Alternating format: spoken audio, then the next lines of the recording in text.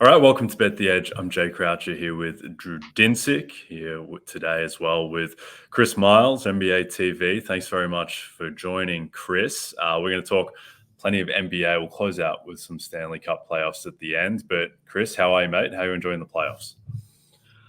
I'm doing great. I mean, as you can see by my sweater, I agree with your jersey and your background. I just wish OG Anunoby was healthy. That's what I wish for the Knicks.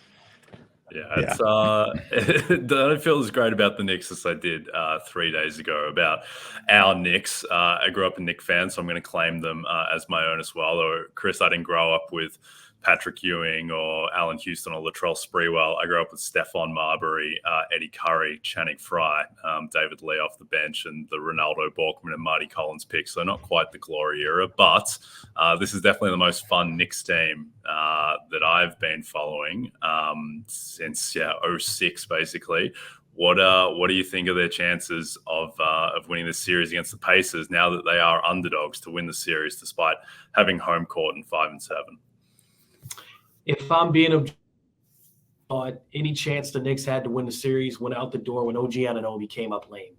I remember the first game of the series, and people were like, "Oh, what do the Knicks need to do?" I'm like, "Oh, we're going to be straight because Jalen Brunson is carrying this heavy scoring load, but I think OG Anunoby is capable of it." That's what I kept telling people. Like when Dante DiVincenzo went off in Game 3 and the Pacers won, I thought, "Oh man." That's not a good look. And I think as the series progresses, I just feel like the Knicks are in a tough spot. You're down essentially a starting front court, right? Mitchell Robinson, Julius Randle, and OG Anunoby. And then people forget that trade deadline deal that brought in Bogdanovich, and you go, and their best bench scorer or their best guy they can trust to score when Jalen Brunson is struggling a bit. So I just think that's losing too much against a Pacers team that's essentially at full strength. Okay, so if Tibbs calls you up and he says, "Say, hey man, nothing we tried in Game 4 worked. We got to tweak something here, give ourselves a chance to get back in this one." Is there a relatively straightforward adjustment that you think the Knicks can make that could tilt the balance at least in Game 5, if not for the rest of the series?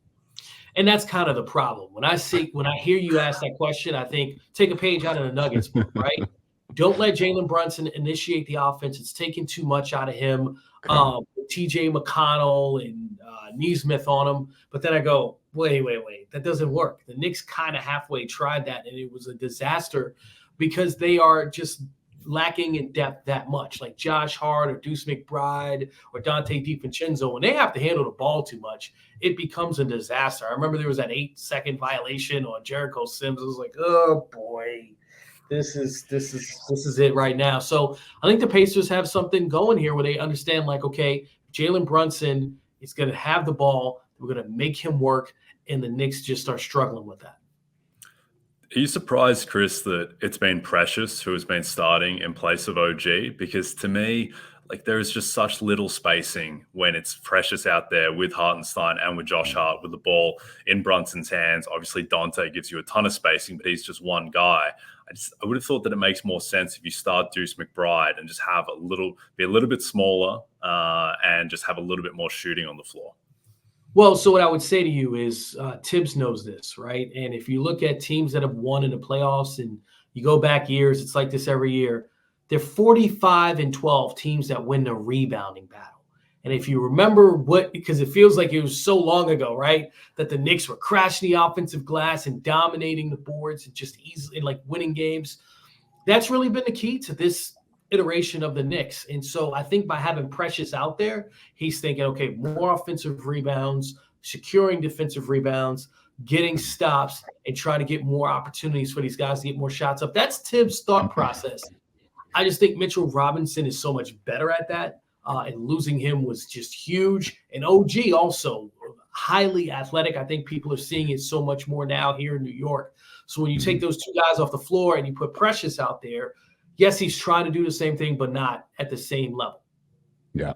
I think one of the key takeaways I had from game 4, I mean, the Pacers, I thought, came out with sort of the ideal game plan of we're just going to run early and like just, like whatever degree we can get these guys to just not compete today, we're going to bring it out of them and we're going to do it early. Right. And I feel like the kind of the obvious counter, at least if I'm expecting like what are the Knicks going to look like? I don't expect them to come out and try to match speed or track, make this track meet at all. It feels like game 5 is going to be more like a Royal Rumble, like a little bit more of just like we're going to get as physical as possible. I feel like they got the kind of the wrong end of the whistle in Indianapolis after getting the right end of the whistle in New York, and I think this game could be pretty ugly, like honestly. And I think Knicks winning game 5, Knicks extending the series, to a game 7, or potentially even doing the impossible and winning in 6, I think would kind of come down to just winning ugly. And that doesn't really comport with the total that's like ballooning up to about 216.5. And there's 217s out there. I don't get it. I think this is probably going to be one of the, kind of least, I don't know, not an aesthetic game. This is not going to be the beautiful game, I don't think. And I don't know, am I on the right track here with the way that the Knicks are going to try to, just upset some of the rhythm that the Pacers seem to have going by making it physical? Yeah, so that's a great point that you make. I thought in the first quarter, I think it was game 4 when it was at the end of the buzzer and Deuce McBride's on the fast break and he goes up and he gets clobbered. And the ball like goes flying off the top of the backboard. And it was like nothing called. I'm like, I know it's a 30-point game right now. But man, that's just a clear foul. I think once that happened, you kind of said, okay, this is what it is today. I think for the Knicks, they had that energy, like you said, in games 1 and 2, where people were saying, oh, the fight is fixed for the Knicks. I don't know they have the personnel for that either, right? Because when I think of Tyrese Halliburton, he's a tough guy, man. TJ McConnell, also tough. I think even muddying up the game in that way favors the Pacers because they are so healthy right now. That even when I hear that, I think of McConnell as being the pure guy for that in this particular series. And Miles Turner, what are you going to do there? You're going to turn him up another level? Like, I don't know if that'll work in that way, but I think yeah, I mean, we could call any of the moving screens on Miles Turner anytime. Anytime they want to call him, go for it. That was sort of what stood out rewatching game 4, I thought. But, there was a non-compete anyway for the Knicks, so I don't know. Yeah. Last one for you on this series, Chris. What do you think of Jalen Brunson's health at the moment? Because his kind of injury, I guess, chronology in game 2 was really strange, where he hurts the foot to an extent where he has to miss the entire second quarter, which means that something was going on with his foot. And then he comes back in, plays, I believe, the entire second half, and just looks like Jalen Brunson. Like, he looked completely fine. Hasn't quite looked at the same level in games 3 and game 4, but it's not like he's limping out there necessarily. He still largely looks like himself. Do you think that we're going to get the Jalen Brunson that was putting up 40 for fun consistently in the playoffs, or do you think he is a bit diminished at the moment? Yeah, that's a great question in the sense that we've seen this before, and that's a sample size we have to go with, right?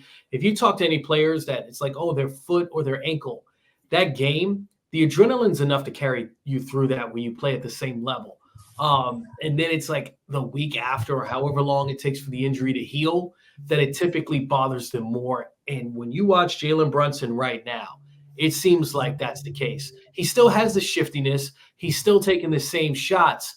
But when you watch him, there just seems to be this hesitation at the end of plays. And, the shots aren't going in the same way. Maybe the balance is a little bit off. So I agree with you. He hasn't been the same since. And I don't know if he's going to get back to that efficient return. But it's also like one of those things where I go, yeah, but not having Mitchell Robinson grab rebounds and not having OG Anunoby take some of that pressure off. I mean, you remember in the game where he hurt his foot, OG was going crazy. You're like, oh, okay, he's got this. This is going to be the OG game, and this is where the Knicks are going to be right now. So you take him off the court, and you're like, yeah, they are just hounding Brunson. So, yes, I think it's the injury, but I also think it's the way that the Pacers have adjusted defensively on him. Yep.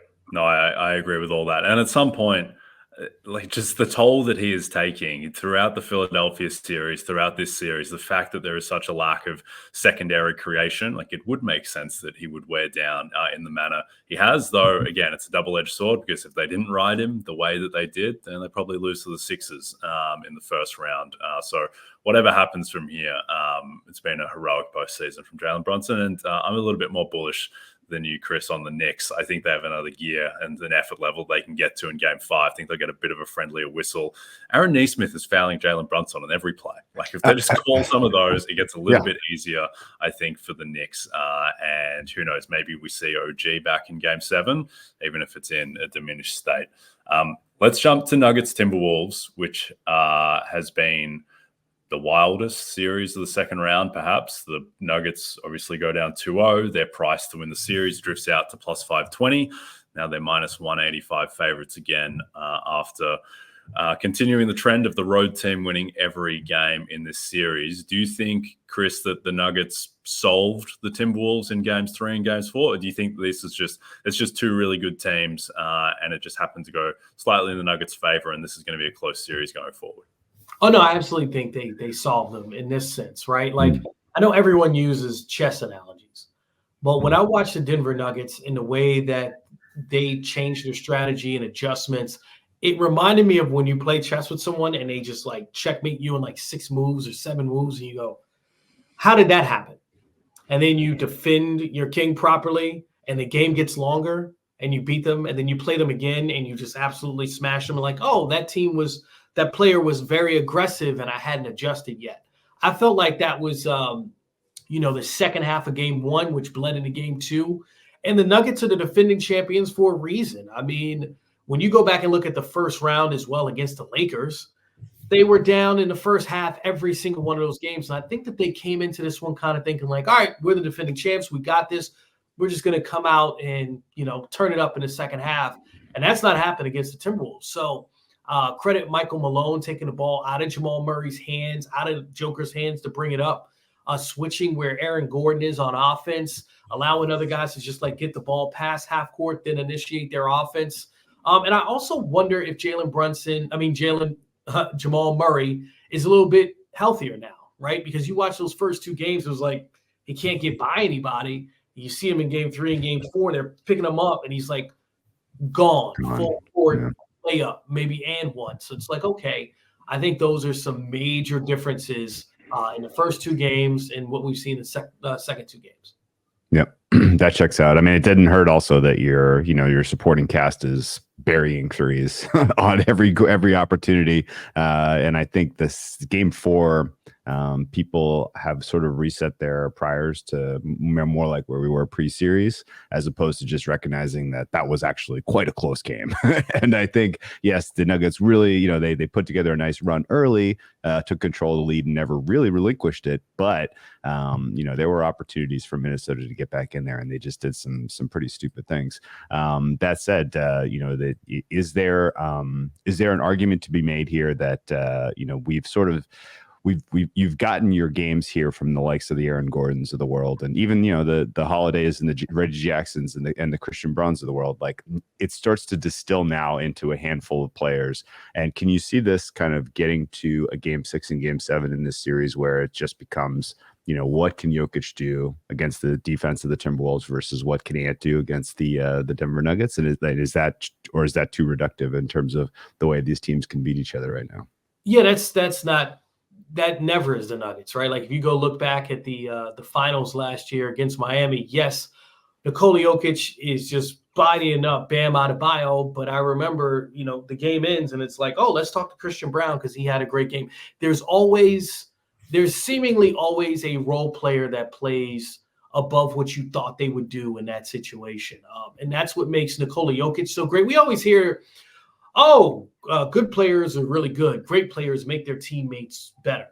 Nikola Jokic is that essentially in a nutshell, right? Like he's making Aaron Gordon better. He's made Michael Porter Jr. better, Jamal Murray. Like all of these guys feed off of what he's providing offensively. So I think it's going to continue to be what opportunities are there made by Nikola Jokic. I think for him, the thing to watch is his field goal percentage, right? Those first 2 games, I think he was like 41 or 42% from the field. And that is not Nikola Jokic, right? Like, we know scoring wise, he's high efficiency.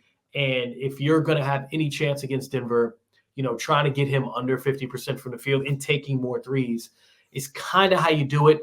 I think the Joker's kind of woken up from that. And I think he's understanding, like, okay, this is a really tough team that I got to make sure all my teammates are involved consistently.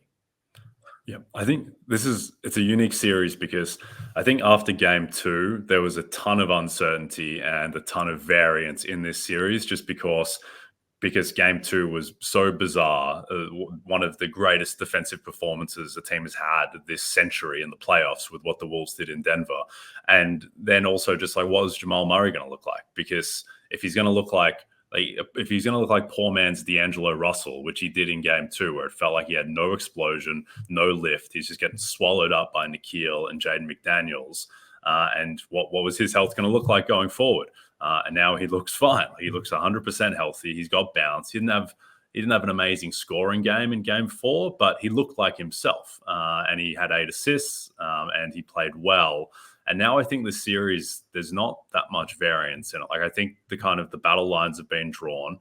Denver are slightly better than Minnesota, not a ton better, but they are the better team. And they have games 5 and 7 at home. And that's why they're minus 185 series favorites. Chris, do you think there is any adjustment that Minnesota can make to tilt this back in their favor? Is there anything like rotation-wise or strategically anything they should be picking at going forward? I guess, like, I can take the previous question and that question, put them together when I think of Minnesota. And that's they've become too Anthony Edwards dependent. Even if you go look back at game 1 offensively, right? I think they had maybe 40 points at the half. And I feel like he had 20 or 24, whatever it was. It just felt like, man, this guy has to carry the scoring load offensively. And during the regular season, that wasn't Minnesota's motto. That's not how they operated. So I think that kind of favors Denver. And if you go look at game 2, it was Karl-Anthony Towns being that other offensive force. I think they need to find more balance in their offense. And I think we can have a 7-game series here. But if they're going to be Anthony Edwards, I think that plays into Denver's hands. At some point, I see the shooting splits. They're amazing. 50% from the field, 40% from 3-point range, 28 points a game. You're like, oh, can he keep this up? Sure. But I think the offense in general is a little bit out of rhythm when Anthony Edwards is doing that. Interesting. Can you help me understand, Kat? As a handicapper, one of the singular players that is the most frustrating because the uncertainty bands around what he's going to give you on a given night are just enormous. So, like, some games he is the difference, and some games he is a ghost. And it does feel like your point is very fair. I think if this is just, hey, Anthony Edwards, get us across the finish line, buddy. Well, guess what? They're going to come across the finish line second. And I think I didn't see anything specifically that Denver did defensively that I was like, oh, wow, they solved Cat. Like, I kind of feel like it's still in there. And if he shows out and has like a good shooting night and is engaged and is out there and is part of the just the flow of the offense more effectively, then they're live to steal another one in Denver, if not defend home court well in 6. So I'm really struggling here to come up with a fair price on like what his current contribution should be on a given nightly basis for this Timberwolves team. Well, that's a prop I would never play, Karl-Anthony, simply because I think back to like different moments, right? Like, for instance, we had Rudy Gobert on when he won Defensive Player of the Year a week ago, however long ago that was, right?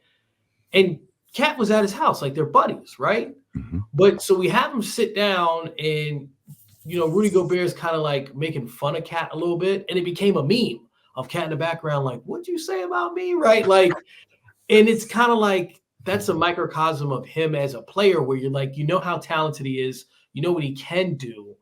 And then with Anthony Edwards being there, just like it was with like Jimmy Butler, it's like weird where when a perimeter player is going, it's like sometimes Karl-Anthony Towns gets lost. And with Rudy Gobert back on the floor, you kind of see that, right? Like, okay, Anthony Edwards doing his thing. Rudy Gobert knows who he is. Then Karl, who are you right now? The only game in this series where like, yes, Karl-Anthony Towns looks like he knows exactly who he is, what he's supposed to do, is when Rudy Gobert missed game 2 with the birth of his son, right? Like Naz Reid, he comes in, you know what he's going to try to do, who he is. And Towns just feels like you know how good he can be, but that's not his identity every night. So it can ebb and flow either way, and it just is contingent on how that first quarter is. Yeah, I think overall, just broadly, holistically, as a man, I am pro Karl Anthony Towns, which isn't, necessarily the best spot to be in. It's a brave take, sometimes. But I think with Cat, we need to remember that, Cat is playing the 4. Like, he plays power forward now. He's been a center his entire career. He has adjusted to fit into this team. I think the other thing too with Cat that he doesn't really get credit for, Cat was the number 1 overall pick. He was the franchise player. This was his team. Then Anthony Edwards comes into town, and now this is clearly Anthony Edwards' team. And this team still has seemingly immaculate chemistry and vibes, and Cat and Ant Ant is cutting off Cat in press conferences, and they're just all buddy, and it's all good. Cat has receded into this new role seamlessly. And I get that he's not a perfect player. I get that he was terrible for parts of game 4, but still, you look up and here's the thing, Cat's still averaging 18 and 8 on 50% from the floor, on 56% from 3 in this series. Overall, it's been good. It's just that when it's bad, it looks really, really bad. But I think Cat has he's really been underrated his entire career because he hadn't won before really Ant got there or the year that Jimmy Butler was there. But Cat's never going to be the best player on a championship team. He's going to be the low-end second or high-end third best player on a title team, in my opinion. Mm-hmm. There's a lot there, right? I'm going to go to the one term underrated, right? And there's just no way, right? He's the number 1 overall pick. Here's a guy right now. Yeah. I guess that's the thing. Number 1 pick and compared to Anthony Davis, those were the comps, right? Sure, Where you're okay, that's what you think he's going to be. So I just think there's a lot to that. But I point to also that 60-point game he had in the press conference after, and just the chemistry of the team. Oh, okay, you're going to go get 60. Let's go. Let's feed them. And then they ended up losing. And Coach Finch was like, we're not going to win anything if this is the approach we're going to have. We're immature. And I think that's kind of Karl Anthony Towns with this group in a nutshell, right? When he's going at it and doing his thing, it's all right, so what's happening with everybody else? And when everybody else has kind of found a chemistry, it's he just feels like the, round peg trying to get into the square, right? It's odd, but he's uber talented. And I think that's it's kind of what we're seeing even in this series. Yes, you said the numbers, right? Those numbers sound great if they're Naz Reid. But when it's Karl Anthony Towns, you're man, this guy's that's all we're getting. $6 million next year. What's happening here? And I think that's the push-pull of man. And like you said, Karl Anthony Towns comes on our show whenever we ask. You know what I mean? He doesn't duck it. We talk to him all the time. And you're man, he's easy to like. But at the same token, when you watch it, you're all right, you're a number 1 pick. You're this. You were the franchise player. Now, go. Kind of wait for it, and it doesn't feel like it's happening. Yeah, we'll have to do some more thinking about this because, honestly, he's a tweener between a 4 and a 5. And when he was playing the 5, the defense wasn't good enough for them to be championship caliber, which is why they do the Rudy Gobert move in the first place. And now that he's a 4, it doesn't feel like his offense is as important, right? Which is some of that is because of Anthony Edwards, bleeding up that usage, or blotting up that usage, I guess. I'm really kind of confounded by this Minnesota team because winning those first 2 games really kind of seemed like they had unlocked an entirely new level with what this unit was capable of, and then all it took was a couple cold minutes in game 4, and it's everything's falling apart now, which is wild. But is there a small adjustment they can make defensively? Because it does feel like to a degree Malone figured something out with the way that they were trying to keep Conley away from Murray. And that did kind of seem to at least make the flow of the offense a heck of a lot better for the Nuggets than what we saw in game 2. Do you just kind of say, hey, look, if they're going to kind of beat us that way, then we're going to have to find another way to defend? Or do you think that was, that this is all about fixing the Minnesota offense if they're going to compete? I almost want to like duck out of the camera for this, right? When I look at the magnificent game 2, who wasn't there? Rudy Gobert. Sure. When you go look at what is it that people say about Rudy Gobert, like, oh, defensive player of the year, but come playoffs can't have. And I go, oh man, it looks like it's happening again, where they move Aaron Gordon to this spot, and now they're just eating alive. And it's like, is Rudy Gobert the weakest link defensively right now? Like, what is happening? And you can't take him out of the starting lineup, right? But I just feel like in crucial minutes, maybe you go Towns and Naz Reid. And to the point we've been making about Karl Anthony Towns. Maybe you get him comfortable in that way. That is bold.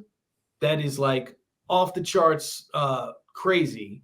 But I go look at game 2 and think catch your opponent by surprise. I think the absence of Gobert, the fact that was a surprise in game 2 mattered. I really do.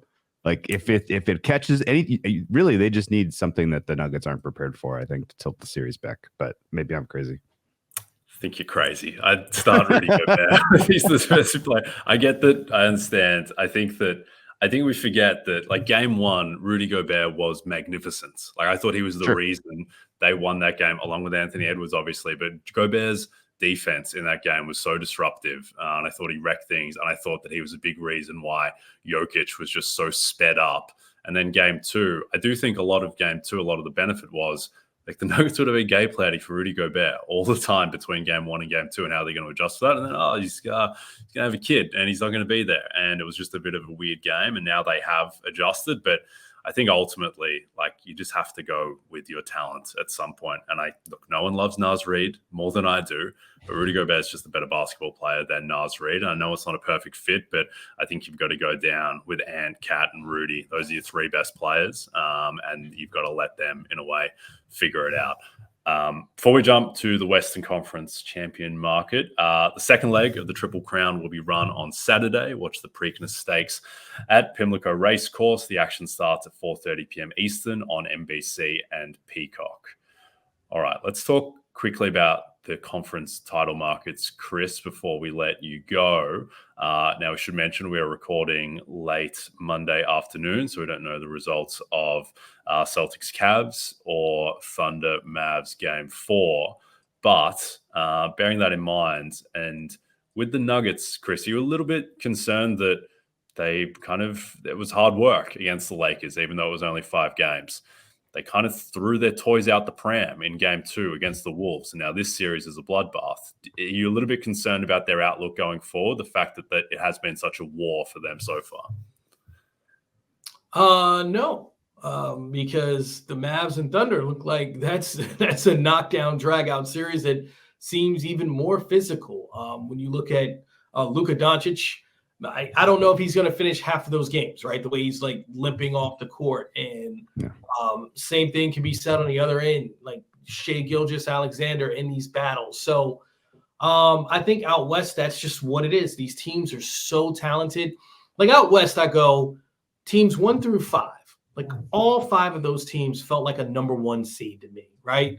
Like Thunder, the Nuggets, obviously the defending champs, right? Like I just look at that and I go, okay, like, yes, it's the 5th seed of the Dallas Mavericks, but do they feel like the underdogs against the Thunder?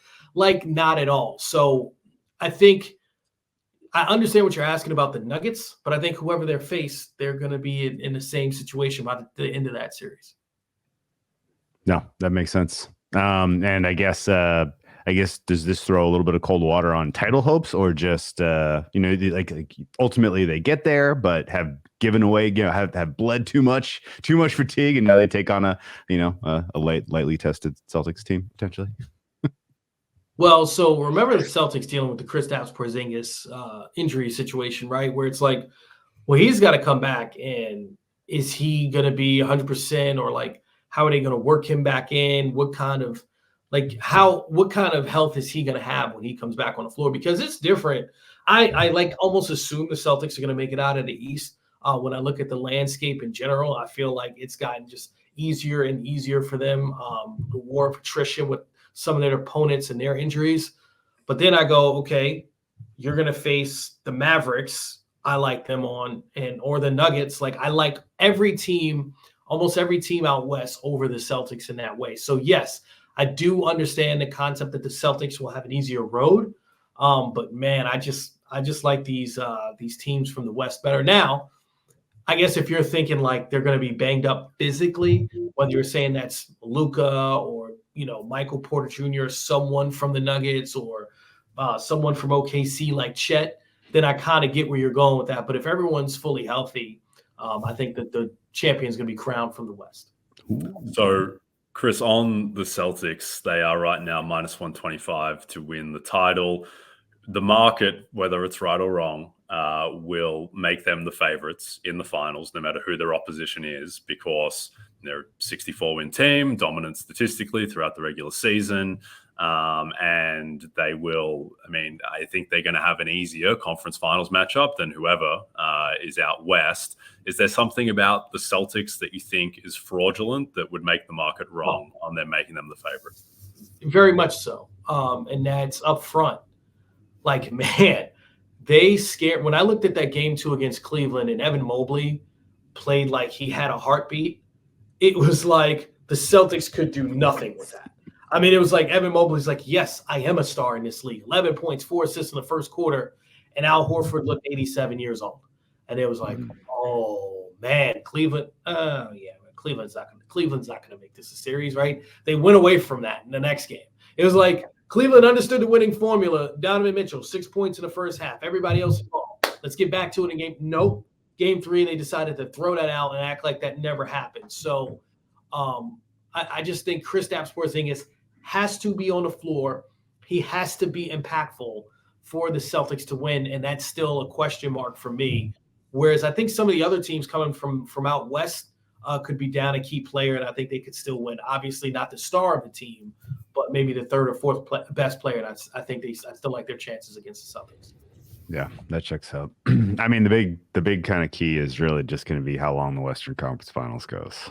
If it goes 7, which seems plausible, and then the Celtics just have all that time to get right and have home game 1. Like, are you basically starting the series at 1-0, right?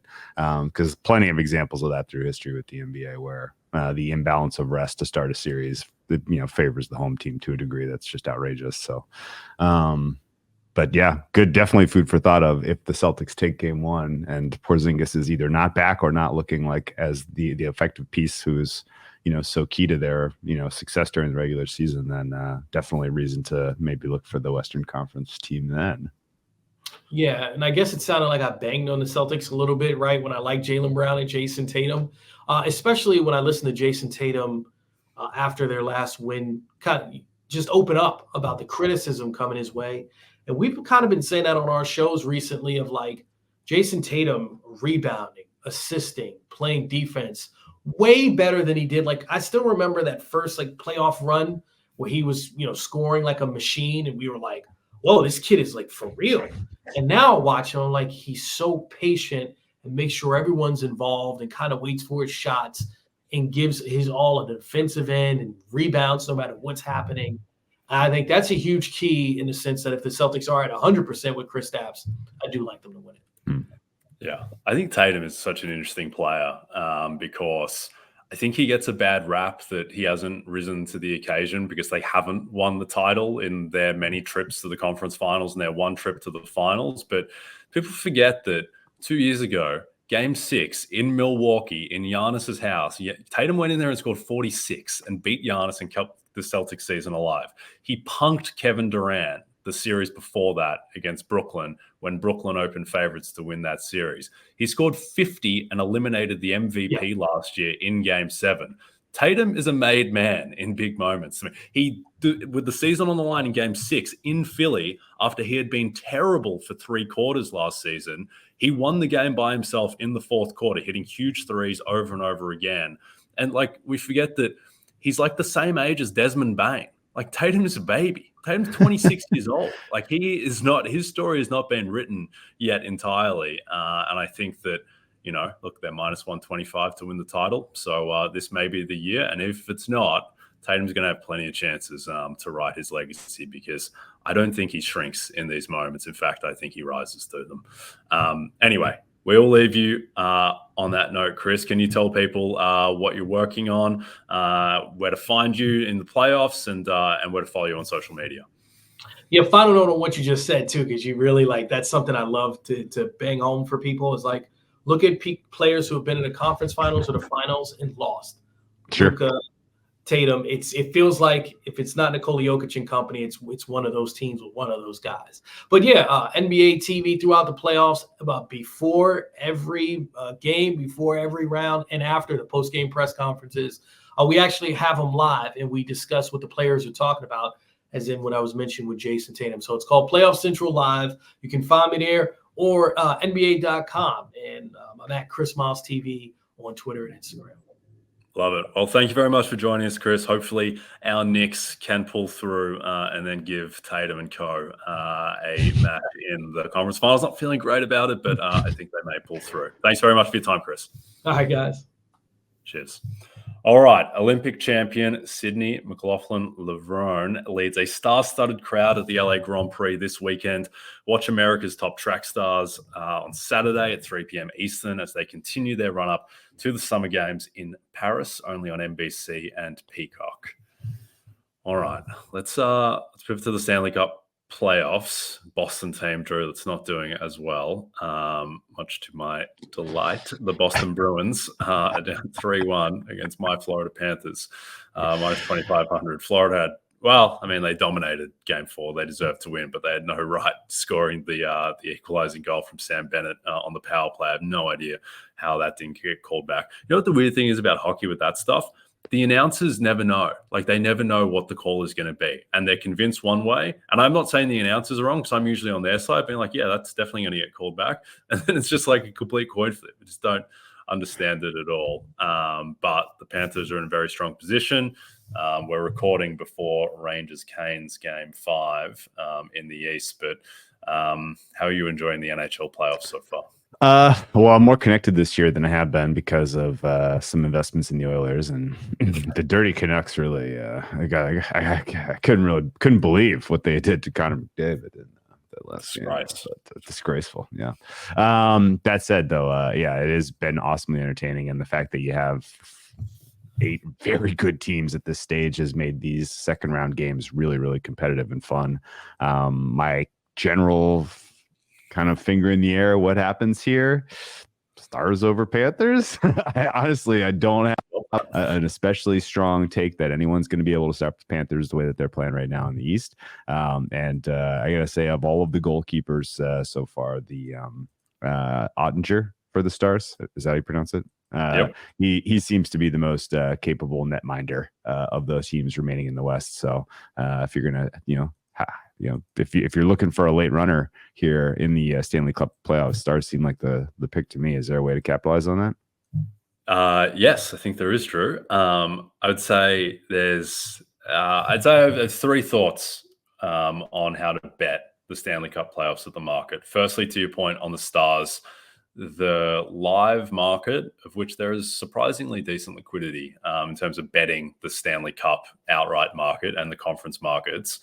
Every time the Vancouver Canucks score a goal, Dallas's price to win the Cup and win the West should be shortening, because that increases the chances that Dallas are going to draw the Canucks instead of the Oilers in round 3. And that is a massive swing. The Oilers are going off as minus 220 moneyline favorites against the Canucks. The Oilers are a much, much better team than Vancouver, even if they end up losing the series. That's hockey. That's what happens. So that is the first thing, is that those prices, I don't think, are moving rationally enough. The other thing off of that, and I think a better way than even betting the Stars at their current price of plus 360 to win the Cup, and plus, so that's the main avenue at the moment. The one thing is that we're recording before Stars-Avs Game 4, which will have repercussions on all these markets. But I think the best way to bet the Stars is to bet your man, Jake Oettinger, to win the Conn Smythe. The market is saying right now, as we're recording, there's some 13-1 Jake. That'll change depending on the result tonight. But the market is implying that he's a sub 30% chance to win the Conn Smythe if Dallas win the Cup. And that's completely wrong. I think he's minimum 50%. all of these Stars skaters are clustered at the moment in terms of their point totals, and they're all low point totals as well. Like Miro Heiskanen leads right now with 9 points, and he's like a -6 plus minus. And the Stars had an extremely clustered point total among their skaters in the regular season. That has carried over to the playoffs. Expected will carry over going forward. They don't have some heliocentric star like Connor McDavid or Nathan McKinnon. It is a very democratic, diversified scoring output. And meanwhile, Oettinger has been magnificent in goal. Now he's probably going to give up 8 goals to the Avalanche tonight as we record this. But so long as he kind of goes par tonight or so, I suspect that his equity will still be mispriced. And then the last one for you, Drew, your other two men, Matthew Tkachuk and Aleksander Barkov. One of them is going to win the Conn Smythe if the Panthers lift the cup. I think that is about an 85 to 90% probability. Market is not pricing it as such. Sergei Bobrovsky, who's kind of just not being great in the playoffs. He's getting way too much of the Panthers' equity at the moment. All these other Panthers skaters, like, Verhaeghe, Montour, there's some chance, but they're not as much chance as the odds are implying. I think Barkov and Tkachuk are neck and neck, and I think you're better off, if you like the Panthers, my beloved Panthers, you're better off just betting Barkov and Tkachuk, each of them, to win the Conn Smythe rather than betting any Panthers outrights. Okay. All right. I'm down. So Conn Smythe market, we attack. That sounds like a fun way to kind of round out a playoff field here. Because Oilers losing a little steam here. This shouldn't be so painful against the Canucks, and that's not a good sign so far. No, it's not great. And we'll see what happens. They're a weird team. They are the ultimate play with their food type of operators, the Edmonton Oilers. But I think they're going to come out. I think they're going to truck Vancouver in game 4. We'll see. They really should have won game 3. It's just they hit the really should have multiple times. I think like by money pucks deserved to win. They're like 82% they should have won. But, so be it. They didn't get good goaltending. That is a flaw of the team. It'll be interesting to see where they go in that direction. But just to follow up on the Conn Smythe thing with Barkov and Tkachuk, if you back both of them to win the Conn Smythe and say like average price in the market is around 10 to 1 on each of them, you're basically getting plus 455 for either of them to win the Conn Smythe, as opposed to backing plus 240 on the Panthers to lift the cup. So I think that the plus 455 on Tkachuk or Barkov is significantly more value than plus 240 on the cup. So that would be my bet in the market. All right, we are done. Don't forget to check out NBCsports.com for more information to help you with your wagers. Thanks to those of you watching on the NBC Sports YouTube channel. And if you're listening to us in podcast form, don't forget to rate and subscribe. Also a reminder to find all your favorite NBC Sports shows on Amazon Music. Just head to amazon.com/NBC Sports. From Jay Crouch and Drew Dinsick, thank you again to Chris Miles, and we'll see you soon.